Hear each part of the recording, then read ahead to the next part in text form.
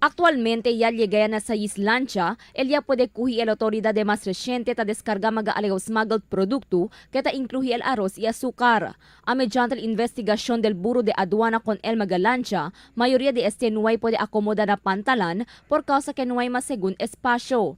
Na entrevista del news team con el port manager del Philippine Ports Authority, Liberto de la Rosa, tatmiti según sila que no hay más espacio para con Magalancha bajo na investigasyon del Buro de Aduana. Siendo mayoría del mga lugar, ya reserva ya según para con mga barko y lancha talyega na syudad. Yung mga area na yon, yung mga berthing area natin, no? Yung docking area natin sa port, meron ng mga allocation yan. Kasi araw-araw, kaya tayo ng tinatawag nating berthing meeting. So, 48, yung mga domestic vessel, 48 hours before the arrival, no? Within 48 hours, nag-i-inform na yan na darating yung barko nila. Según con de la Rosa, el tapidi desde el Buro de Aduana para el propio coordinación na di ilaw oficina. Debe según informa insigidas na PPA, si tienen lancha ella puede kuhita carga alegaw smuggled produkto, haber puede sila insigidas buscar lugar onde puede temporariamente pone con el lancha. No lang según insigidas manda entra na pantalan con tal lancha, ya kuhi el autoridad, siendo posible según que reservao ya el lugar para na otro barco o lancha talyega na syudad.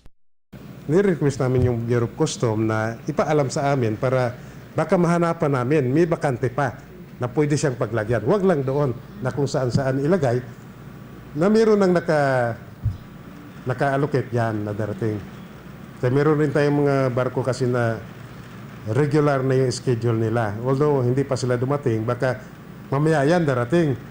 El pantalan lokal según dividido para na magagrande barco y magalancha que talyega na syudad. Cada día según, china magagrande barco el que talyega na syudad, por eso debe según sigin na reglamentos del PPA haber evita problema. Pura según na magabarco y lancha, ta contribuye también el montón de mga container van que taas se abahan na pantalan razón para queda congested el lugar. Según con de la Rosa, mas se aumenta el número de mga container van talyega por causa na abrida de un grande mall na syudad.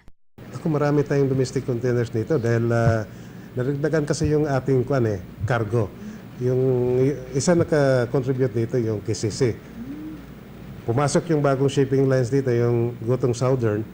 No, may dalang mga kargamento nila from Jinsan. From Jinsan, dinadala dito. Además, tali también se llama pre-storage period ta implementa al pantalan que ta dale lang 2 días con mga domestic cargos para esta na pantalan. Si el man lampas na 2 días, tiene propio castigo o multa el ta cobra el PPA con di este dueño. Crisel Almonía, Dateline Zamboanga.